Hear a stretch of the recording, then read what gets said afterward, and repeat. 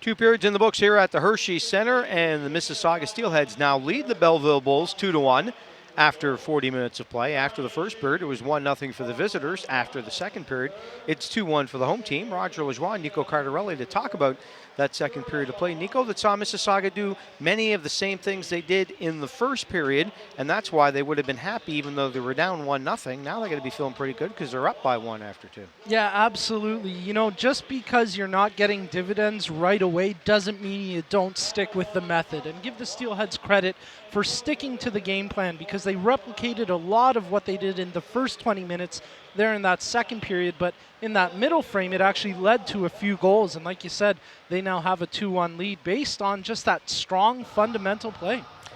Lots of shots and lots of chances in the second period as we look some of the highlights. 27 shots, 14-13 favoring Mississauga. Back and forth at both ends of the rink. And the creativity of the Steelheads is a lot more apparent now, especially from players like Lodge we see on that scoring chance than it was before the trade, Nico. Yeah, and that's a great word to use, creativity. I was just thinking before we came back from break that the Steelheads are really throwing a lot of different looks at Hicks in net, and it's making it difficult for both the goaltender and the defense in front of him to try stop those offensive outbursts. The Steelheads, with the addition of Jimmy Lodge, it just makes their offense more dynamic overall.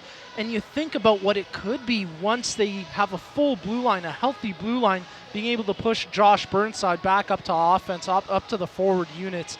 It's a pretty exciting offense to think about. The Steelheads definitely have found a bit of a scoring punch after that acquisition of Jimmy Lodge.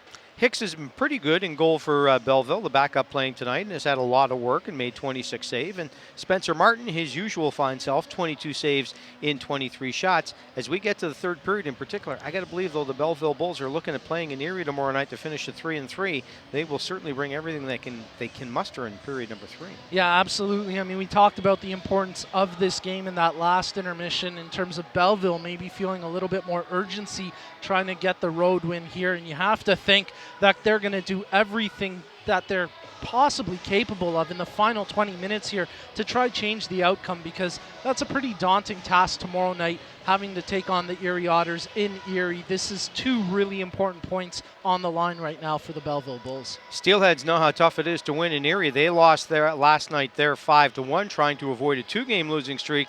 Belleville's trying to avoid dropping its 7th straight. Which streak continues? We'll find out. Period 3 comes back in a moment here on Rogers TV.